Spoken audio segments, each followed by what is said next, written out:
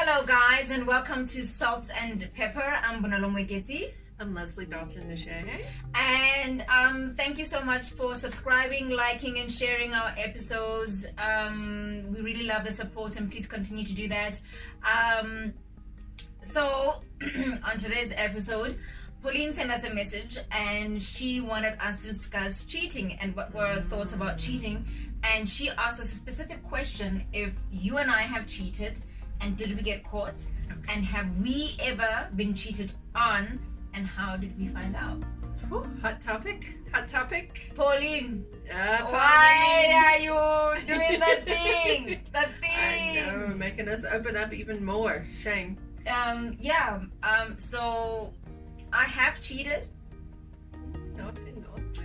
Back in the days, in my younger self, and my younger, immature, and very, I don't know what to call it. But I did cheat. I just never got caught. You're good at cheating. No, that's not something to be proud of. Sorry. That's not something to be proud of. Sorry. Yes, Leslie, you're not proud of being a good cheater. We're not promoting cheating, okay? I promise. Yeah. I never got caught. However, it wasn't the best feeling ever to be deceitful. Did you feel bad? The first, second time, yeah. Okay, the first and second time you felt bad. No, I know. I did feel bad throughout because I did end up. Look, let me tell you the scenario. Okay. Not that it justifies my cheating. Okay, but in my brain at that time, in my 20s, it made sense. Okay. I'm dating this guy and we've been together for some time, and I say to him, listen, I'm unhappy in the relationship. I feel like we lack communication, we lack that attraction, the going out, the quality time. Okay. Your love language, girl. My love language. We are lacking the quality time. And he didn't take me seriously. I continued to communicate that with him, and eventually someone came and said, hey, I have time for you. I have some quality time for you, girl. And then of course I was ducking and diving the new guy, saying I was very honest. I never said I wasn't dating anyone. I was very honest about my situation and where I was at, and one thing led to another, and then it's much cleaner when you're, not that cheating is ever clean, but if you go to the person that you're cheating with and pretend like you're not with someone, oh Lord, that can get very hectic. So much heaviness. I would assume. I would think it was already heavy on me, even them just knowing. Right? But I can imagine having to keep it a secret because this person is assuming that you are constantly alone, wanting to do things where, post your picture and stuff, and you have to be like sort of cheating on two people, eh? Yes. You are cheating on two people if the other party doesn't know your status. Yeah, definitely. Okay. So that was my scenario, and so I ended up leaving that relationship that I was unhappy in. That one didn't last. I wasn't expecting it to last, but I needed to break free because it just wasn't working out. Okay. So have you cheated? Yeah. Pauline, I would like to know what you've done. Pauline, we want to know what you've done. Okay. I should maybe say that louder. I have cheated with my last marriage that lasted 15 years. I did not cheat at all. Nothing. It was actually sort of ridiculous. I don't think they make them like me anymore. I mean. So nothing, but before that, with a relationship that I had, long-term relationship, and a first love, I did end up cheating. But I know this is bad. Once again, not justifying, because it's never right. And two wrongs don't make a right. But it was revenge for me. Revenge how and why? Because I had found out that he had been cheating. I should have just said bye-bye. Really, bye-bye, you cheat. The relationship's over. But I didn't do that. And I think How did it make you feel though? Oh, it was awful. Well, which part? The part that I've been cheated on? No, the part where you were cheating out of revenge. God, it was, you were like bowled over with a lot of like emotion and resent. Yeah, and it's really, this is bad. I think it was a bit empowering because I'm like, if you're going to do this to me, I'll do it to you. Yeah, nothing stops me from doing it. Yeah, if you're going to do it, that saying, what's good for the goose is good for the gander. So if you want to do it, I'll do it. And two can play this game. Of course, it takes two to tango. Yeah, so once again, I'm not promoting it. I know that it wasn't right. But that's what I did. It was liberating. Clearly, it was liberating. It was liberating. Yes. The same thing for me, in terms of it was liberating because I had someone who had time for me. Yes. Right? It doesn't even necessarily have to be a sexual act because you can cheat mentally and emotionally. Yeah, that's true. Right? It doesn't always have to be physical, guys. Yeah. It doesn't mean, so the moment you are attached to someone else and thinking about that someone else and feeling that someone else, but you're here and you're thinking about someone else, then it's like, why? Exactly. Scary stuff. Yes. So you've been cheated on? Yeah. Too many times to count, girl. I don't even. I couldn't even tell you. I'm sure I don't even know of all the times, but the ones that you do know is just too many. Yeah, the ones that I do know of, it's too many to count, and it's an awful feeling to be cheated on. You question, or I questioned many things, mostly myself, which is very sad. Worth. Yes. That you weren't good enough. Yeah. That what's wrong with me. And you kind of like see the pictures, or you see the photos of, you see the pictures of the girls that they're doing this with, and you just kind of like, okay. It's like, okay, what does she have that I don't have? Like you say, what's wrong with me? Am I not good enough? Yeah. And then when you have a series of relationships where many people cheat on you, then it's layer upon layer of maybe something's really wrong with me, but thank God I have gone through some therapy, and I'm glad I was here for you, darling. Yes. I'm her therapy. Yes, and this is therapy. Yeah. What I've realized with age is when people cheat, a lot of times it has nothing to do with you. It has to do with them and their self-worth and their insecurities, because they're merely just trying to fill a void. Yes.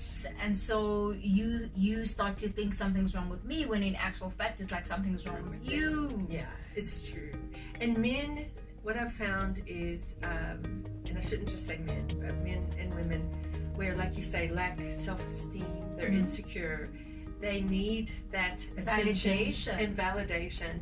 And it can't be just from one person. They need it from all kinds of people because they are so insecure. If they weren't insecure, then they wouldn't need that. They would already have it. And that's why I wouldn't have the word midlife crisis, right? Because you would already know who you are. You would already know what's going on. Life wouldn't only begin at 40. Yeah. You would already be within your life without having to wait for the 40s to be able to proudly and firmly say no to someone. Instead, people are waiting for those ages to kind of like, oh, that's when I'll step into myself, that's when I will be able to know who I am. When in essence, you can start now. We can even start our kids now to teach them. But no one teaches self-love in schools. We've talked about this several times in our shows. It comes up about self-love. Yeah. It is so important. And we also have touched on the fact that it is not taught enough. It's not. If you look at our society, if you look at people around us and even ourselves, a lot of us are extremely damaged. We have issues. We have problems. And here we are bringing up kids in our damaged selves. And dads leave, moms leave, dads stay, moms leaves. And it's a whole conundrum. There's a cycle that just doesn't break within our generation because we don't take time to heal ourselves. We don't take time to heal ourselves. It's sad. Instead of trying to heal ourselves, sometimes people then run to the next person to have sex with, or to get drunk with, and then have sex with someone else. It's like people are trying to fill a void, and it doesn't matter how much you drink or how much sex you have or how many drugs you do or whatever, that void, maybe for a moment, you feel, oh, this is great. Then the next morning, I think the void is even worse. Yeah, you still have to live with yourself. You still have to look yourself in the mirror and be like, this is where I'm at. This is who I am. It is. You have to look at yourself in the mirror. And do you like that person? Yeah. Look, being cheated on, like, when you know you are being cheated on, I think it's the worst feeling. So. And I feel like, look, I feel like because they never found out, our relationship still remains intact. Okay. Based on the fact that they never found out that I did it, and I still protected them, so to say, from finding out. And I eventually left because I was just like, actually, if it drives me to do this, then I'd rather not be in a relationship like that. Then I'd rather let me invest that time to myself.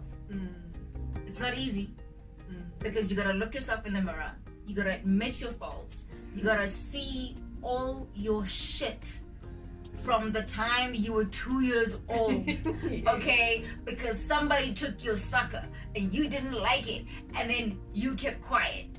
Now you gotta deal with each and every single stage in your life. It's deep. To a point where you're saying, actually, I'm okay with me. And this is why in the topics that we talk about, we speak about open relationships, we talk about honesty, we talk about be truthful. If this is what you want, right? Don't go cheat on me. Sit with me and say, babe, listen, I love you. Okay? I met Candace. Candace feels there's no one man or one woman who can fulfill all of your needs. You just need that one man and that one woman to fulfill your primary needs. The rest you can work out. Right? But people are not fulfilling the primary needs, and then you're still like dumbstruck, like, then why am I in this relationship? And so you go and find someone else. Have you been cheated on? I have been cheated on a lot. How did it affect you? Look, I think the way it affected me was to bring out or highlight the fact that I need to work on myself and my own self-esteem, because it did start to be like, maybe I've got a little bit of fat around here. I became insecure about my body. I would wonder if I was in the mall, if any of these girls that are seeing me have been with him, and they knew and I didn't know, if we went to events or we went to whatever the case was. I would always question, like, does somebody know? Does somebody know that, you know? You know, that reminds me, one time I went to a restaurant where my first husband was working, and come to find out, one of the waitresses that he was messing with at the time, I remember her walking up. She saw me, and I didn't know at that time that they were doing their thing, and she just was looking at me, like, and the look was so. It was like she was trying to study me, but I could see that she knew something that I didn't know, and now I look back on it and go, oh, that's what it was. That's what it was. And you actually wonder, how many times have you been in places and women are looking at you smiling, going, knowing that, honey, do you know where he was last night? And you are there confidently, this is my man, I love him, he'll never do this. Oh, this is my man, I trust him wholeheartedly. And then bam, you see the message. Bam, you see the pictures. Bam, sexting, and then you're like, I'm not the only one. no. It's sad, but yeah, cheating is one thing that has become a culture. It's become a culture. Like, if you don't cheat, and especially, I'm not saying especially, but the highlight has been on married men. Like, when you are married, you know a married man must have a side dish, you know. And in Setswana, they say "Monna ke selepe wa adimisanwa," and that's like a man is an ex and he gets borrowed or lent to different households. So as a woman, that's what you need to know, is that that ex doesn't belong to only you. There's only one ex in the village, and that's your man. So so yeah, cheating is a topic that is painful. It is. That can break families, break hearts, break kids' hearts. Yeah, that's where it gets very sad for me. Yeah. So yeah, guys, we're gonna leave it here for today, but we're gonna add on a little bit on next week's episode. So check us out on our YouTube channel, which is Salt and Pepper with 3 R's. Okay, and on Insta we are Salt and Pepper _Bonolo _Leslie. On Facebook we are Bonolo Leslie. Yes. Thank you guys, and we'll see you next week. Peace.